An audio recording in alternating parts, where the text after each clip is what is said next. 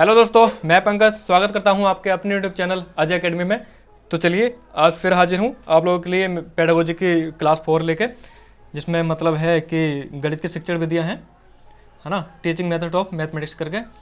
तो इसमें बात करते हैं कुछ शिक्षण विधियाँ हैं जो कि मतलब बहुत ज़्यादा इंपॉर्टेंट हैं टेट सी टेट के लिए बहुत ज़्यादा। तो चलिए दिखाता हूँ कौन कौन सी शिक्षा विधियाँ हैं, शिक्षण विधियाँ हैं। तो इस टाइप से बात करेंगे हम आगमन विधि की, है ना। पूरी डिटेल के साथ सारी शिक्षण विधियां मैंने निकाली हैं और अच्छे से पूरी डिटेल के साथ निकाली है, कोई शॉर्ट नहीं है, कोई मतलब शॉर्टकट नहीं है। सारी चीज़ें इसकी शिक्षण विधियां हैं क्या, प्रॉपर्टीज़ क्या हैं, तो इस टाइप से समझाऊंगा एक एक करके। तो चलिए बने रहिए मेरे साथ। बात करते हैं पहली शिक्षण विधि की।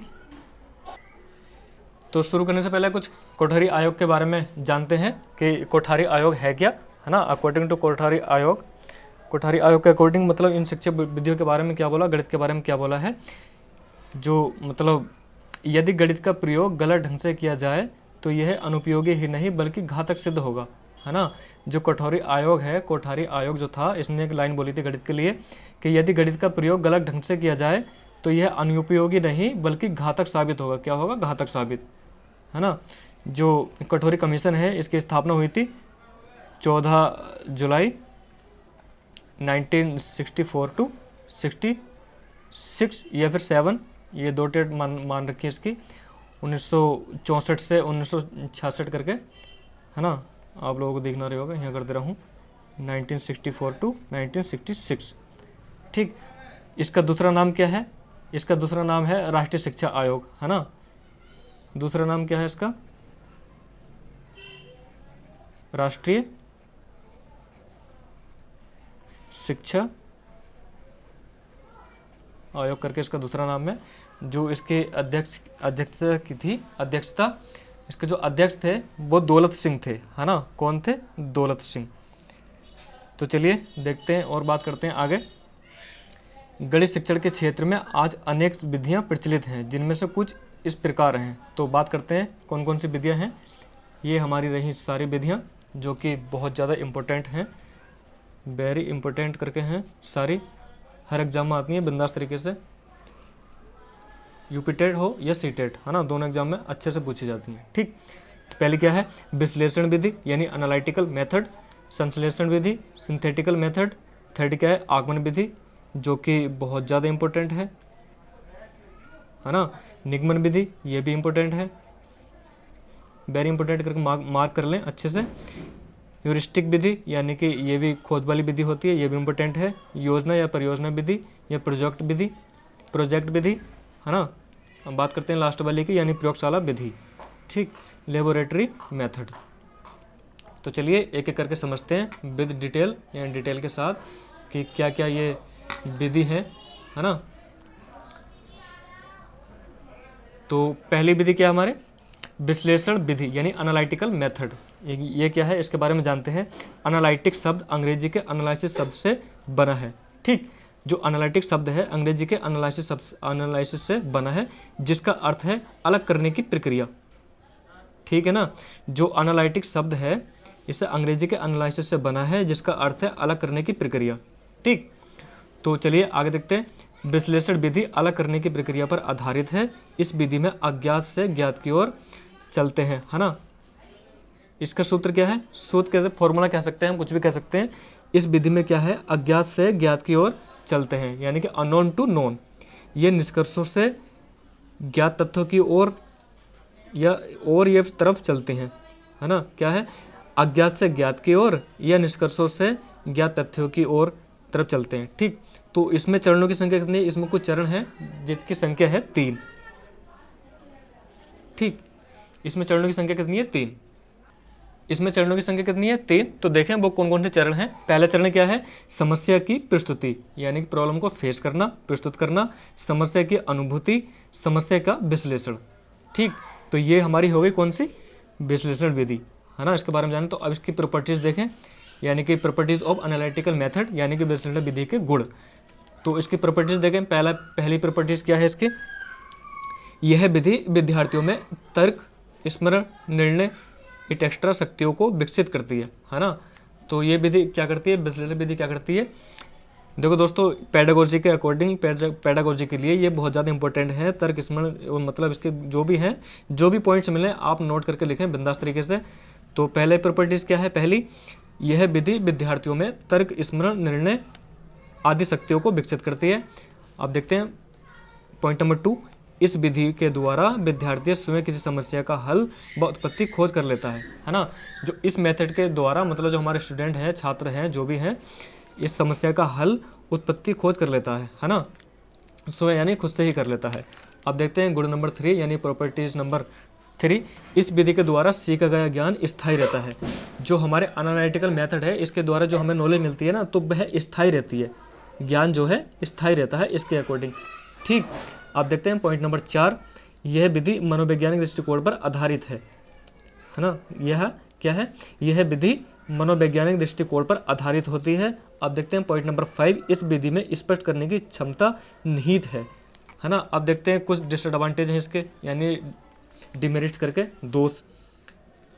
अब पॉजिटिव बातें हैं तो नेगेटिव बातें भी होनी चाहिए, है ना। तो फिर वही 3-4 नेगेटिव बातें हैं, तो देखें कौन कौन सी हैं। इस विधि से हल ज्ञात करने में अधिक समय लगता है ना। जो हम इस विधि से सॉल्यूशन करते हैं तो उसे सॉल्यूशन निकालने के लिए बहुत ज़्यादा टाइमिंग कंज्यूमिंग है, ये टाइम कंज्यूमिंग है, यानी अधिक समय लगता है।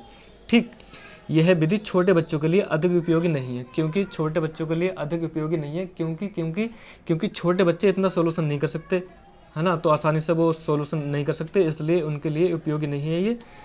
अब पॉइंट नंबर 3 देखें, प्रत्येक अध्यापक इस विधि का सफलतापूर्वक प्रयोग नहीं कर सकता। जो भी टीचर होती, फैकल्टी होती हैं, इस विधि का मतलब सफलतापूर्वक प्रयोग नहीं कर सकता, है ना। तो चलिए देखते हैं पॉइंट नंबर 4, इस विधि के अकॉर्डिंग गणित की संपूर्ण विषय वस्तु को पढ़ाया नहीं जा सकता। इस विधि के अकॉर्डिंग जो गणित का संपूर्ण मतलब कंप्लीट सब्जेक्ट है, इसको पढ़ाया नहीं जा सकता। ठीक, अब बात करते हैं नेक्स्ट विधि की। अब बात करते हैं विधि नंबर 2 यानी कि संश्लेषण विधि, सिंथेटिकल मेथड, है ना। इसका अर्थ देखें, इसको जाने थोड़ी कि संश्लेषण विधि होती क्या है। संश्लेषण का अर्थ है किसी वस्तु के विभिन्न अंशों से प्रारंभ करके संपूर्ण की ओर चलने से, है ना। इसका अर्थ क्या है? किसी वस्तु के विभिन्न अंशों से प्रारंभ करके संपूर्ण की ओर चलने से है। इस विधि में ज्ञात से अज्ञात की ओर चलते हैं। ठीक, और विश्लेषण में क्या था? अज्ञात से ज्ञात की ओर। इसमें चलते हैं ज्ञात से अज्ञात की ओर, और विश्लेषण में था क्या था? अज्ञात से ज्ञात की ओर। ठीक, तो डिफरेंस अच्छे से समझना कि फ्रॉम नॉन टू अननोन करके। ठीक, जो इसका उपयोग होता है ज्योमेट्री में किया जाता है। जो संश्लेषण मेथड है हमारा, सिंथेटिकल मेथड जो है, इसका जो यूज होता है ज्योमेट्री में होता है। ठीक, इसमें चरणों की संख्या कितनी होती है? इसमें चरणों की संख्या होती है 3। तो देखें इसमें भी कौन कौन से चरण हैं। समस्या के आधार का ज्ञान, है ना। जो समस्या का बेस है, किस बेस पर समस्या आ रही थी, मतलब तो उसकी नॉलेज यानी उसका ज्ञान, समस्या का ज्ञान, समस्या का हल करना। ठीक, अब देखते हैं संश्लेषण के गुण यानी प्रॉपर्टीज कौन कौन सी हैं। क्या है? प्रॉपर्टीज ऑफ सिंथेटिकल मेथड या संश्लेषण विधि के गुण। अब देखते हैं नंबर 1, यह विधि सरल, सूक्ष्म और क्रमबद्ध है ना। यह विधि जो होती है, सिंथेटिकल जो मेथड होता है, यह विधि सरल, सूक्ष्म और क्रमबद्ध होती है ना। पॉइंट नंबर 2 देखें, यह विधि समय व शक्ति को बचाने वाली होती है ना। यह विधि मनोवैज्ञानिक होती है, यह विधि मनोवैज्ञानिक होती है। ठीक, इस विधि में ज़्यादा सोचने विचारने की आवश्यकता नहीं पड़ती। ठीक है, तो ये रही इसकी प्रॉपर्टीज। अब बात करते हैं इसके दोस्त के यानी कि डिमेरिट, दोस्त नहीं दोष यानी कि डिसएडवांटेज। तो बात करते हैं इसके डिसएडवांटेज कौन कौन से हैं। प्राप्त ज्ञान स्थायी नहीं होता, है ना। जो इसका ज्ञान होता है, इसका ज्ञान स्थायी नहीं रहता। यह विधि रटने की प्रक्रिया पर बल देती है। किस पे? रटने की प्रक्रिया पर बल देती है। ठीक, यह विधि सिद्ध तो कर सकती है लेकिन समझा नहीं सकती। ठीक, क्या है? यह सिंथेटिकल जो मेथड है, यह प्रूव तो कर सकता है लेकिन ये समझा नहीं सकता। ठीक, अब बात करते हैं नेक्स्ट विधि की। अब बात करते हैं आगमन विधि की, जो कि बहुत ज़्यादा इंपॉर्टेंट है। ये पूछा ही जाता है, इससे कोई भी टॉपिक उठाकर पूछ लेता है, कोई सा पॉइंट ये पूछ लेगा या फिर अमूर्त मूर्त की ओर पूछ लेगा, इस टाइप से। तो चलिए, आगमन विधि होती क्या है। इस विधि में हम तर्क करते हैं विशिष्ट से सामान्य की ओर, यानी फ्रॉम स्पेसिफिक टू जनरल, है ना, जनरल, तथा स्थूल से सूक्ष्म की ओर।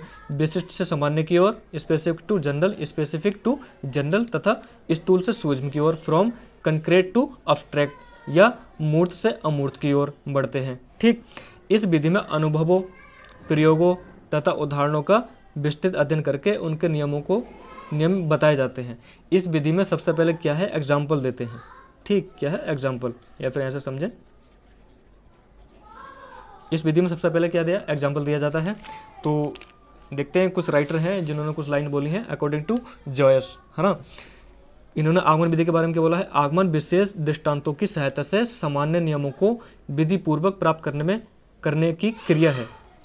आगमन विधि जो है, आगमन विशेष दृष्टांतों की सहायता से सामान्य नियमों को विधि पूर्वक प्राप्त करने की क्रिया है।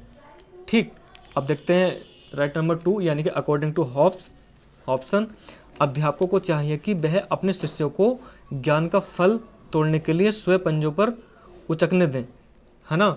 कि क्या है, अध्यापकों को चाहिए कि वह अपने शिष्यों को ज्ञान का फल तोड़ने के लिए स्वयं पंजों पर उचकने दें, यानी कि मतलब ज़्यादा वो नहीं कहें, इनको प्रोत्साहित तो करें, हतोत्साहित नहीं करना है, हतोत्साहित नहीं करना, प्रोत्साहित तो करना है, लेकिन किसको, उनके अकॉर्डिंग ही, मतलब उन्हें खुद करने देना है। ठीक, उन्हें डिमोटिवेट नहीं करना है, खाली मोटिवेट करना है कि हाँ तुम कर सकते हो, उस टाइप से। ठीक, अब देखते हैं, बात करते हैं इसके कुछ प्रॉपर्टीज़ की, यानी कि प्रॉपर्टीज़ ऑफ इंडक्टिव मेथड। तो इसके कुछ गुण हैं, देखें। इस विधि द्वारा प्राप्त ज्ञान स्थायी और एवं उपयोगी होता है। तो इस मेथड के द्वारा जो हमारे ज्ञान होता है वह स्थायी और उपयोगी होता है। ठीक, पॉइंट नंबर 2, इसमें पहले उदाहरण देने के कारण विद्यार्थी सूत्र की खोज में सक्रिय रहते हैं। ठीक है ना, इसमें क्या है, सबसे पहले उदाहरण देते हैं जिससे मतलब विद्यार्थी सूत्र की खोज में सक्रिय रहते हैं। पॉइंट नंबर 3, यह विधि छोटी कक्षाओं के लिए अत्यधिक उपयोगी है। यह विधि छोटी कक्षाओं के लिए ज़्यादातर उपयोगी है क्योंकि इसमें पहले एग्जाम्पल दिए जाते हैं, और पहले एग्जाम्पल दे देते तो बच्चों को आसानी से समझ में आ जाता है। ठीक, अब देखते हैं पॉइंट नंबर 4, इस विधि द्वारा गणित के नवीन नियम, यानी कि न्यू रूल, नए रूल करके जो भी हैं, इस विधि के द्वारा गणित के नवीन रूल, सिद्धांत, संबंध आदि ज्ञात किए जा सकते हैं। ठीक, इस विधि के द्वारा गणित के नवीन नियम, सिद्धांत, संबंध आदि ज्ञात किए जा सकते हैं। पॉइंट नंबर 5, इस विधि में बालकों में गणित के प्रति रुचि एवं उत्सुकता बनी रहती है। ठीक, अब बात करते हैं इसके कुछ डिमेरिट्स की। यह केवल छोटे बालकों के लिए उपयोगी सिद्ध होती है ना। इस विधि का सफल प्रयोग केवल अनुभव अध्यापक ही कर सकते हैं। ठीक, तो चलिए ये रही हमारी गणित की पेडागोजी की क्लास नंबर 4, और इसको जो शिक्षण विधियाँ हैं टोटल, इसका पार्ट 1 है ये। इसके बाद पार्ट 2 लाऊंगा, तो बने रहें हमारे चैनल के साथ, अजय एकेडमी के साथ, बिंदास तरीके से। ठीक है, और सारी शिक्षण विधियाँ हैं डिटेल के साथ, कंप्लीट सिलेबस जो भी है। तो चैनल को लाइक करें और सब्सक्राइब करें और शेयर करें यार दोस्तों में। मिलते हैं नेक्स्ट वीडियो में सेकंड पार्ट के साथ, तब तक के लिए बाय।